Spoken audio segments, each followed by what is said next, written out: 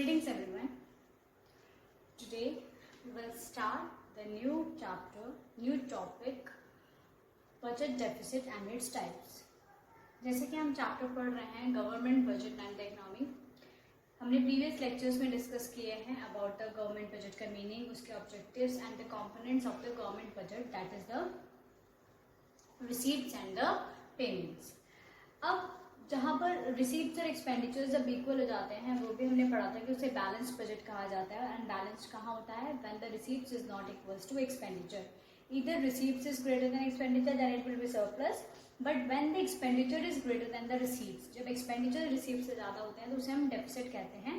तो आज हम यही पढ़ेंगे इसमें कि budget deficit and its types, यानी कि बजट डेफिसिट क्या होता है और उसके टाइप्स क्या होते हैं. ठीक है, अब हम शुरू करते हैं. What is the meaning of budget deficit? तो budget deficit is the situation when there is the expenditure is more than the receipts, यानी कि आपके एक्सपेंडिचर ज्यादा होते हैं और आपकी रिसीप्ट्स क्या होती हैं? कम होती है. तो वो क्या होता है? आपका डेफिसिट होता है. तो budgetary deficit is defined, that means जो बजट डेफिसिट होता है उसकी डेफिनेशन क्या होती है? It is defined to the, क्या है? Budgetary deficit is defined as the excess to the, as the लिखो, as the excess of total estimated expenditure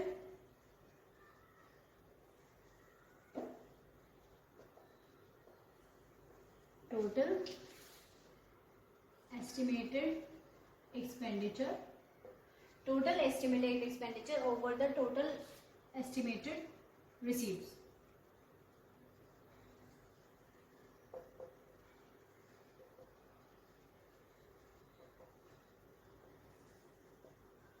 total estimated receipts.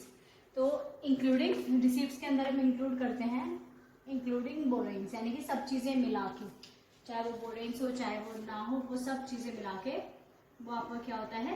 Budget deficit होता है. तो budget deficit means when as the excess of total expenditures is over the total estimated receipts including the borrowing. अगर ऐसे में short में लिखे तो budget deficit is equals to total expenditure is greater than total receipts, यानी कि जो total expenditure होता है वो टोटल रिसीप्ट से ज्यादा होता है. तो when the government expenditure exceeds its revenue it incurs a budgetary deficit, यानी कि जब गवर्नमेंट के एक्सपेंडिचर ज्यादा हो जाते हैं और गवर्नमेंट की रेवेन्यू कम हो जाती है तो क्या होता है? बजटरी डेफिसिट होता है. तो बजट डेफिसिट का जो फॉर्मूला होता है वो क्या होता है? Budget deficit is equals to total expenditure minus total receipts. ये इसका फॉर्मूला बन के आता है कि जो टोटल एक्सपेंडिचर्स होते हैं वो टोटल रिसीप्ट से ज्यादा होते हैं. तो टोटल एक्सपेंडिचर में से टोटल रिसीप्ट्स माइनस कर देंगे तो it will be the budgetary deficit. जो बजट डेफिसिट होते हैं इसके जो टाइप्स होते हैं वो 3 टाइप्स के होते हैं. Budget deficit is divided into 3 types. कौन कौन सा? फर्स्ट डेफिसिट होता है आपका revenue deficit, second deficit fiscal deficit, third deficit primary deficit. ये डेफिसिट के मतलब होते हैं, that means revenue deficit, fiscal deficit and the primary deficit. This is the very important part of the chapter. ये भी बहुत इंपॉर्टेंट है क्योंकि इसमें से एक डेफिसिट जरूर आएगा एग्जाम में. Revenue deficit, fiscal deficit and the primary deficit. Now let us discuss one by one. एक एक करके हम डिस्कस करेंगे कि क्या होता है आपका रेवेन्यू डेफिसिट, क्या होता है फिस्कल डेफिसिट और क्या होता है primary deficit. Just note it down fast. इसको आप नोट करिए, फिर उसके बाद मैं बताती हूँ कि रेवेन्यू और प्राइमरी और फिस्कल डेफिसिट क्या होता है. Just note it down fast.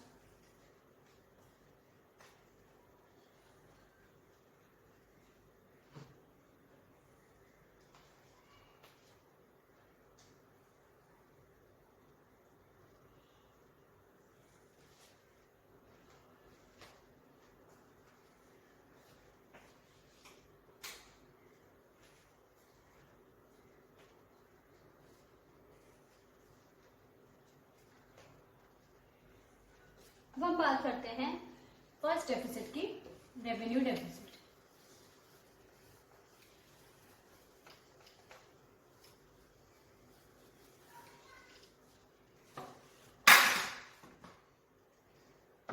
अब हम बात करेंगे रेवेन्यू डेफिसिट.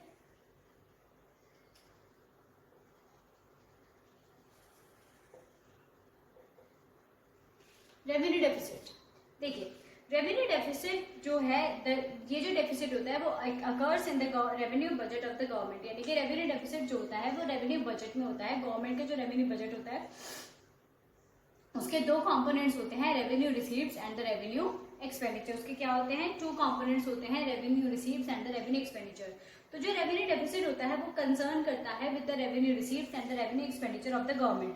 तो रेवेन्यू डेफिसिट का मतलब क्या होता है, revenue deficit refers to the excess of revenue receives, excess of revenue expenditure over the revenue receives during the given fiscal year. When आपके जब रेवेन्यू एक्सपेंडिचर ज्यादा हो जाते हैं और रेवेन्यू रिसीव्स कम हो जाते हैं तो वो क्या कहलाया जाता है, वो कहलाया जाता है आपका रेवेन्यू डेफिसिट। तो इसकी डेफिनेशन क्या होगी, रेवेन्यू डेफिसिट refers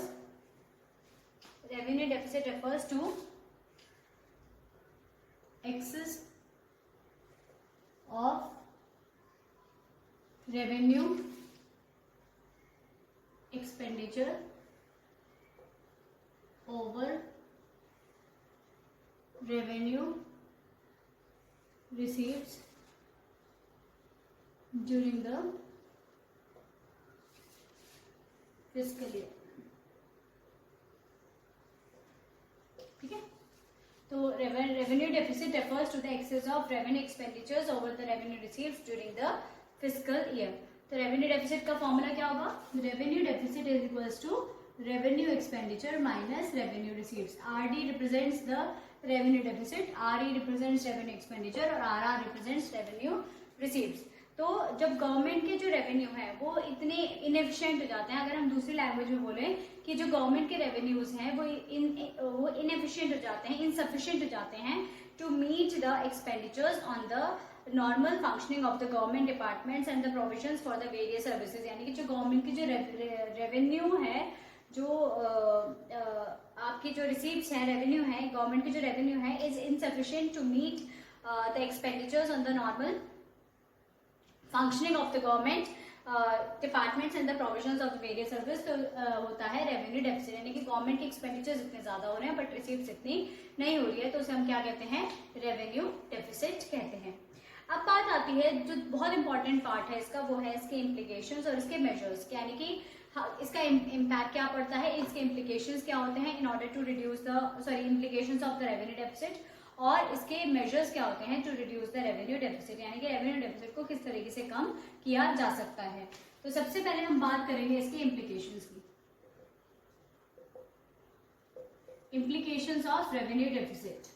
तो फर्स्ट इम्प्लीकेशन क्या होती है, देखिए रेवेन्यू डेफिसिट इंडिकेट करती है the inability of the government to meet the expenditure on the routine functioning of the economy. सबसे पहला क्या है इसका पॉइंट, सबसे पहला पॉइंट है कि रेवेन्यू डेफिसिट, आरडी लिख रही हूं मैं रेवेन्यू डेफिसिट को, revenue deficit indicates the inability, revenue deficit indicates the inability of the government to meet the expenditure on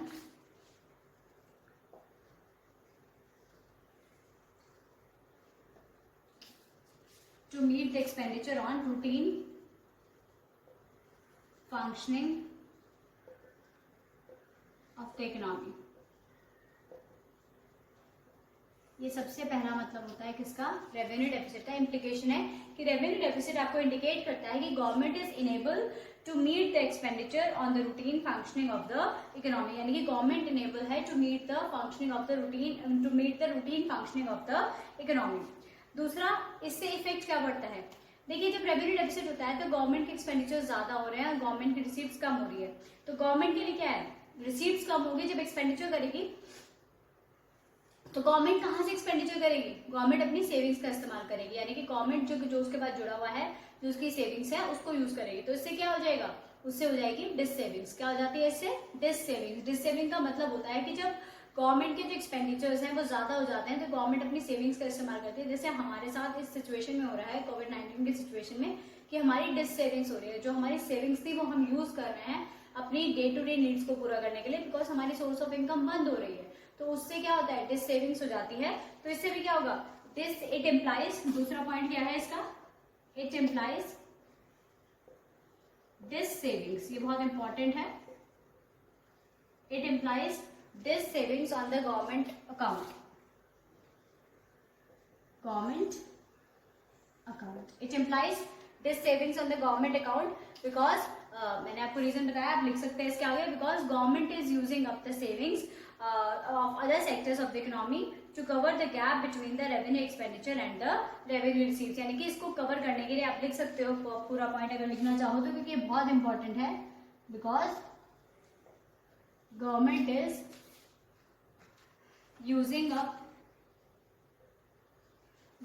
using up savings of other sectors.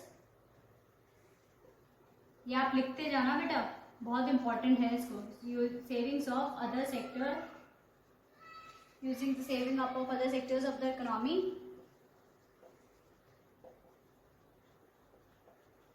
to cover the gap between revenue expenditure and revenue receipts. To cover the gap between the revenue, मतलब डिसेविंग्स कैसे हो जाती है, because government is using up the savings of other sectors of the economy to cover the gap between the revenue expenditures and the revenue receipts. ठीक है. एक और इसका implication होता है कि it implies that the government has to make up this deficit by disturbing its capital budget. अब इससे जो savings जो ये revenue deficit होता है उसको वो कहाँ से पूरा करेगी, कैसे पूरा करेगी, तो वो कैपिटल बजट से पूरा करती है. कैसे पूरा करती है, या तो उसे बोरोइंग करना पड़ेगा, मतलब रिसीव्स लाने के लिए वो क्या करेगी, वो कैपिटल बजट का सहारा लेगी, या तो वो बोरिंग करेगी या फिर वो डिसइन्वेस्टमेंट करेगी. अब बोरिंग से क्या होता है, क्रिएट लायबिलिटी, और डिसइन्वेस्टमेंट से क्या होता है, reduction in assets.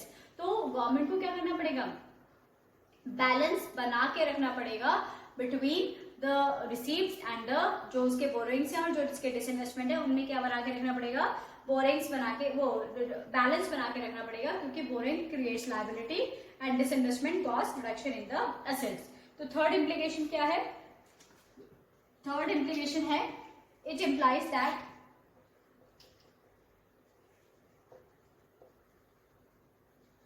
the government, it implies that the government has to make up this deficit by disturbing its capital budget. By disturbing its capital budget, that is either that is through borrowings or sale of its assets. या तो boring करेगी या फिर अपने assets को बेचेगी, जिसे हम disinvestment कहते हैं. इट मीन्स दैट जो रेवेन्यू डेफिसिट है वो या तो लायबिलिटी बढ़ाएगा या फिर असेट्स को क्या करेगा, कम करेगा. क्योंकि इससे क्या होता है, इससे आगे क्या होता है, क्योंकि बोरिंग जो होती है वो क्रिएट करती है लायबिलिटी, और जो डिसइन्वेस्टमेंट है वो करता है रिडक्शन इन द असेट्स. तो इसका मतलब क्या है, इसके आगे आप लाइन लिख सकते हो अगर लिखना चाहो तो, कि it means that revenue deficit either leads to an increase in liability through borrowings in the form of borrowings, क्योंकि जो ये है, ये बोरिंग होती है, ये क्रिएट करती है लायबिलिटी, और जो सेल ऑफ असेट्स है वो कॉज करता है रिडक्शन इन असेट्स, असेट्स को कम करता है. ठीक है ना, रिडक्शन इन असेट्स. तो अब तो अगर रेवेन्यू डेफिसिट होता है तो इकोनॉमी में क्या इम्पैक्ट पड़ता है, या तो गवर्नमेंट की लायबिलिटी इंक्रीज हो जाती है थ्रू द बोरिंग्स, या फिर उसके असेट्स कम हो जाते हैं through the in the form of disinvestment, reduces the assets in the through the disinvestment. समझ में आ गई, थ्री इम्प्लीकेशन समझ में आ गई अच्छी तरीके से कि थ्री इम्प्लीकेशन क्या होती हैं. अब जब अगर हम कैपिटल बजट का इस्तेमाल करेंगे तो it will lead to an inflationary situation आ जाएगी मार्केट के अंदर. मैं यहाँ लिख रही हूँ फोर्थ पॉइंट, यहाँ पे मैं फोर्थ पॉइंट लिख रही हूँ, इसका ध्यान से देख के लिखिएगा. इसका यूज ऑफ कैपिटल रिसीव्स, अगर हम कैपिटल रिसीव्स का इस्तेमाल करते हैं, यूज ऑफ कैपिटल रिसीव्स में क्या करेंगे, वो may lead to an inflationary, may lead to an inflationary situation आ जाती है इन द इकोनॉमी. क्योंकि जब ज्यादा रिसीव्स बढ़ जाती हैं तो गवर्नमेंट अपने एक्सपेंडिचर्स भी उतने ज्यादा करेगी, रिसीव्स बढ़ेगी, बोरोइंग्स लेगी, तो इससे इन्फ्लेशनरी प्रेशर आ जाता है इकोनॉमी के अंदर, इन्फ्लेशनरी सिचुएशन आ जाती है if wasteful expenditure bye the government is not controlled. यानी कि कब होगा, जब गवर्नमेंट, जब रिसीव्स होंगी तो एक्सपेंडिचर्स भी ज्यादा बढ़ेंगे। If wasteful expenditure by government is not controlled, जब वेस्टफुल एक्सपेंडिचर जो है वो गवर्नमेंट के कंट्रोल नहीं होंगे तो क्या होगा, yes there will be an inflationary situation. ठीक है, समझ में आया? इम्प्लीकेशन का मतलब समझते हो ना कि इकोनॉमी पे क्या इफेक्ट आएगा विद द रेवेन्यू डेफिसिट। एक पॉइंट और रह गया है, फिफ्थ पॉइंट। मैं इसको कहाँ लिखूं, अभी आप इसको देखिए फिर उसके बाद मैं लिखती हूँ फिफ्थ पॉइंट। पहले आप इसको नोट डाउन करो, उसके बाद मैं एक ग्रुप करके लिखूंगी। First of all note down, I will giving you the 5 minutes, आप इसे नोट डाउन करिए पहले, फिर मैं समझाती हूँ उसको।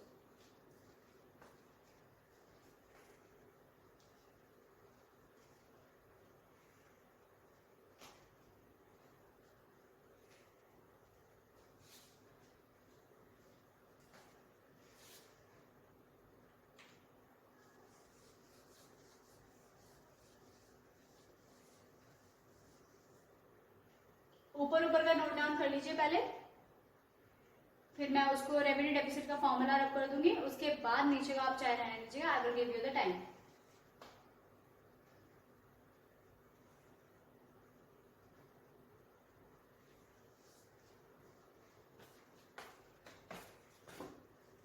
देखिए I am rubbing this part, मैं यहाँ का रब कर रही हूँ बस। I am writing the fifth point, यहाँ पे लिख रही हूँ मैं फिफ्थ पॉइंट। ठीक है, यहाँ फिफ्थ। अब फिफ्थ पॉइंट क्या है? फिफ्थ पॉइंट है कि जो हायर बोरिंग, क्योंकि गवर्नमेंट जब बोरोइंग करेगी तो क्या होगा, हायर बोरिंग से क्या होता है, higher borrowing would increase the future burden to repay the loan amount and the interest payment. जब बोरिंग ज्यादा हो जाती है तो फ्यूचर पे बर्डन, जो आने वाली जनरेशन है, जो आने वाली गवर्नमेंट है, उनके ऊपर बर्डन बढ़ जाता है to repay the loan amount and the interest payment. यानी कि रीपे करने के लिए तो जो हायर बोरिंग होती है तो उससे क्या होता है, हायर बोरिंग would क्या होगा, increase the future burden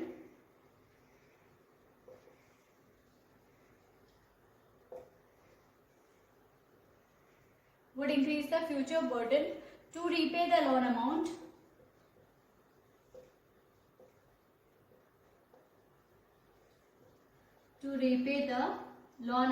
and interest payment। समझ में आया? अब इनको एक एक करके फिर से समझते हैं कि what is the implications of the revenue deficit. देखिए, फर्स्ट इम्प्लीकेशन था कि revenue deficit indicates the inability of the government to meet the expenditure on the routine functioning of the economy. That means जो revenue deficit है वो ये दिखाता है कि government is unable to meet the expenditure on the routine functioning of the economy. यानी कि जो उसके रूटीन फंक्शंस के एक्सपेंडिचर्स हैं उनको वो पूरा नहीं कर पा रही है, तो वो कहलाया जाता है रेवेन्यू डेफिसिट। अब इसका मतलब क्या होता है, it implies dissavings on the government account. Why? Because government will use dissavings on the different sectors of the economy to cover the gap between the revenue expenditure and the revenue receives. यानी कि government की जब receives कम हो रही है तो government अपनी savings का इस्तेमाल करेगी, तो उससे क्या हो जाएगा, डिस सेविंग्स हो जाएगी। अब डिस सेविंग्स का मतलब हो जाता है सेविंग खत्म होते जाना, तो सेविंग खत्म हो जाएगी। अब सेविंग जब खत्म हो जाएगी तो वो क्या करेगी, गवर्नमेंट को अपने डेफिसिट को पूरा करने के लिए अपने कैपिटल बजट को डिस्टर्ब करना पड़ेगा। दैट मीन्स उसे अपने कैपिटल बजट की तरफ जाना पड़ेगा।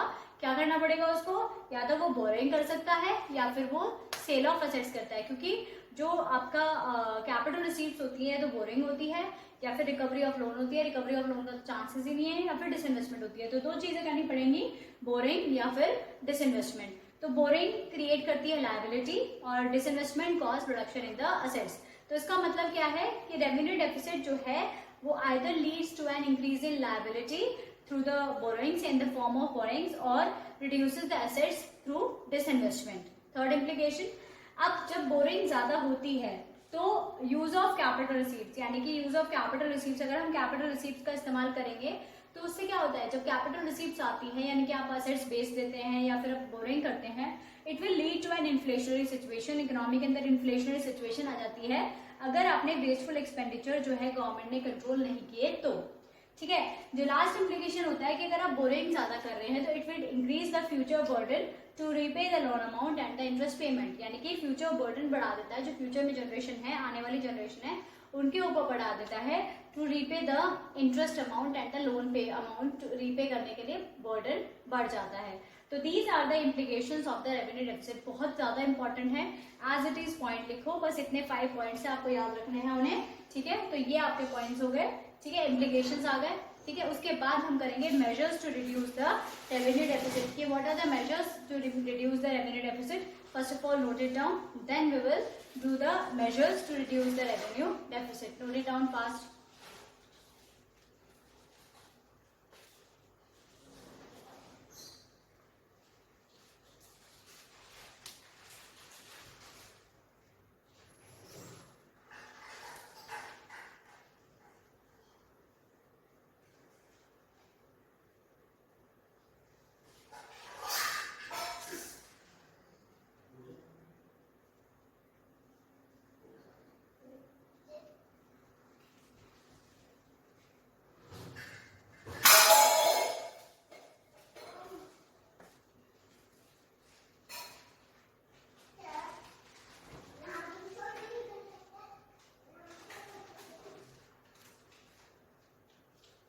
Have you written it? Yes.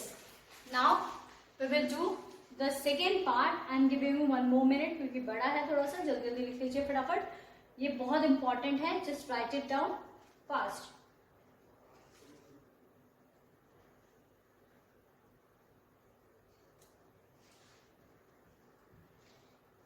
Now we will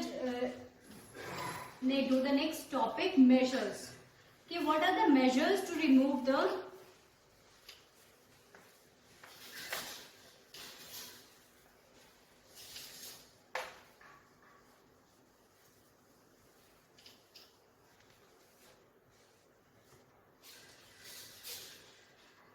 measures to reduce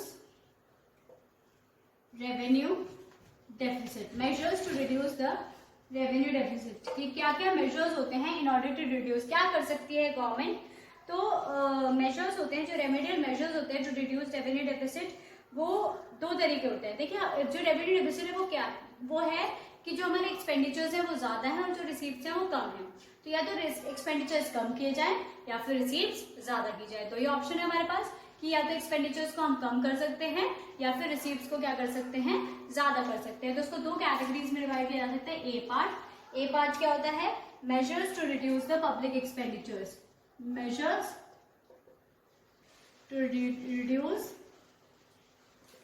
public expenditure, measures to reduce the public expenditure. तो अब फर्स्ट इसमें क्या मेजर्स अडॉप्ट किए जा सकते हैं, यानी कि जो गवर्नमेंट है वो अपने वेस्टफुल एक्सपेंडिचर्स को कम करे, जो भी वो अपने वेस्टफुल एक्सपेंडिचर्स हैं उनको कम करना चाहिए। तो क्या करेगी, a drastic reduction in wasteful expenditure, that is जैसे सब्सिडीज होती हैं, ये सब चीजें होती हैं, तो उसे वेस्टफुल एक्सपेंडिचर्स नहीं करने चाहिए at the time of revenue deficit. जब रेवेन्यू डेफिसिट का टाइम चल रहा हो, जैसे कि फॉर एग्जांपल लिख सकते हो आप इसमें सब्सिडीज का, जैसे कि सब्सिडीज होती है वो एक ऐसे एक्सपेंडिचर है जो जरूरी नहीं है, उसके बिना भी काम चल सकता है। तो जो ड्रास्टिक रिडक्शन होना चाहिए इन वेस्टफुल एक्सपेंडिचर। दूसरा है by curtailing the non plan expenditure, that means जो नॉन प्लान एक्सपेंडिचर्स होते हैं उन्हें थोड़ा सा कंट्रोल करना चाहिए। By curtailing the non plan expenditure, non plan expenditures को हमें कंट्रोल करना चाहिए। ठीक है, by curtailing the non plan expenditure. तो पहला क्या था, ड्रास्टिक रिडक्शन होना चाहिए वेस्टफुल एक्सपेंडिचर्स में, जैसे कि subsidies, and by curtailing the non plan expenditures. तो ये तो मेजर्स हैं पब्लिक एक्सपेंडिचर्स को कैसे रिमूव किया जाए। दूसरे मेजर्स होते हैं measures to increase the receipts, यानी कि जो रेवेन्यू को कैसे बढ़ाया जाए, वो क्या है, मेजर्स टू इंक्रीज रेवेन्यू। अब रेवेन्यू को कैसे बढ़ाया जा सकता है, अब देखिए रेवेन्यू को कैसे बढ़ाया जा सकता है। रेवेन्यू रिसीव्स 2 होती हैं, टैक्स और नॉन टैक्स। अब या तो वो क्या कर सकती है, सबसे पहला जो अडॉप्ट कर सकती है वो क्या कर सकती है, increase in existing tax rate, increase in existing, जो पुराने टैक्स चल रहे हैं उसको बढ़ा सकती है, increase in existing tax rate and impose the new taxes, और नए टैक्सेस लगा सकती है, बट इसका बर्डन पड़ जाता है पब्लिक के ऊपर, बट वो अपनी रिसीप्ट को बढ़ाने के लिए कर सकती है, हम मेजर्स दे रहे हैं, ठीक है। तो increase in existing tax rate and impose the new taxes, और दूसरा मेजर्स होता है increase in non tax receipts, increase in non tax receipts, और नेक्स्ट होता है efforts should be made to increase the income from, efforts should be made to increase the income from public sector, जो उसके खुद के sectors हैं उनसे income बढ़े, पब्लिक सेक्टर एंटरप्राइजेस, समझ में आया। Efforts should be made to increase the income from the public sector enterprises, and last tax evasion, जो टैक्स पे छूट मिलती है वो कंट्रोल होनी चाहिए, tax evasion should be controlled, समझ में आया। तो these are the measures to reduce the revenue deficit. तो दो मेजर्स होते हैं, क्योंकि रेवेन्यू डेफिसिट का मतलब क्या होता है, रेवेन्यू डेफिसिट होती है रेवेन्यू एक्सपेंडिचर्स रेवेन्यू रिसीप्ट से ज्यादा होते हैं, तो या तो रेवेन्यू एक्सपेंडिचर्स को कम किया जा सकता है या फिर रेवेन्यू रिसीप्ट्स को बढ़ाया जा सकता है। तो अब रेवेन्यू जो एक्सपेंडिचर्स होते हैं उन्हें कम कैसे कर सकते हैं, दो ऑप्शन है कि गवर्नमेंट को अपने वेस्टेड एक्सपेंडिचर्स कम करने चाहिए, और जैसे सब्सिडीज, और जो नॉन प्लान एक्सपेंडिचर्स है उन्हें भी कर्टेल करना चाहिए, कंट्रोल करना चाहिए। रेवेन्यूज को कैसे इंक्रीज किया जा सकता है, क्योंकि इसके पास ऑप्शन सिर्फ दो ही होते हैं, टैक्स और नॉन टैक्स। अब टैक्स और नॉन टैक्स में क्या होता है, एग्जिस्टिंग टैक्स रेट को बढ़ा दे और नए टैक्सेस वो लगा सकती है। दूसरा, increase in the non tax receipts को इंक्रीज कर दे। Third, effort should be made to increase, क्योंकि income from public sector enterprises is also a non tax receipts, तो जो एफर्ट्स करने चाहिए कि ताकि जो पब्लिक सेक्टर एंटरप्राइजेस की इनकम क्या हो, बढ़ जाए। और उसके बाद tax evasion should be controlled. Tax evasion का मतलब क्या होता है, जो टैक्स में छूट दी जाती है, टैक्स में जो रिडक्शन रिबेट दी जाती है उसको कंट्रोल किया जाना चाहिए। तो दीज आर द मेजर्स कि हम रेवेन्यू डेफिसिट को किस तरीके से रिमूव कर सकते हैं, ठीक है। बट ऐसा जनरली नहीं होता है कि गवर्नमेंट को वो दूसरे स्टेप पे जाना पड़ता है, बोरिंग्स पे, और उससे नेगेटिव इम्पैक्ट ही पड़ता है इकोनॉमी के अंदर, ठीक है। तो दीज आर द मेजर्स और इम्प्लीकेशंस आपको समझ में आ गया। रेवेन्यू डेफिसिट का मतलब समझ में आ गया, क्या होता है, when the revenue expenditure is greater than the revenue receiveds. Implications क्या होती है, एक बार फिर से बता देती हूँ कि फर्स्ट इम्प्लीकेशन था, revenue deficit indicates the inability of the government to meet the expenditures on the day to day, जो रूटीन फंक्शनिंग होती है वो नहीं कर पा रही है। इसका मतलब क्या है, डिस सेविंग्स हो रही है on the government account, because it includes it's savings, it uses its savings on the other sectors of the economy to bridge the gap between the revenue receipts and the revenue expenditures. अब उससे क्या होगा, it implies that government has to make up the deficit through the capital budget. अपने capital budget को disturb करेगी, या तो वो borrowing करेगी या फिर disinvestment करेगी। अब borrowing create करती है liability और disinvestment cause reduction in the assets. अब borrowing इसका मतलब क्या है कि इससे क्या हो जाएगा, it means that revenue deficit either leads to an increase in liability in the form of borrowings or reduction in assets through the disinvestment. अब अगर वो कैपिटल रिसीव्स का इस्तेमाल करती है तो it will lead to an inflationary situation in the economy if the wasteful expenditures by the government is not controlled. Last होता है कि जो हायर बोरिंग है वो क्या करता है, would increase the future burden to repay the loan amount and the interest payment. ये इम्प्लीकेशंस थे। उसके बाद इसके आपके मेजर्स हो गए रेवेन्यू डेफिसिट के, कि कैसे कैसे हम कर सकते हैं, मैंने आपको बता दिया है ये, just note it down fast. today's class is over now, ठीक है। In the next lecture we will discuss about the fiscal deficit, कि फिस्कल डेफिसिट क्या होता है और प्राइमरी डेफिसिट क्या होता है। Got it? Good bye.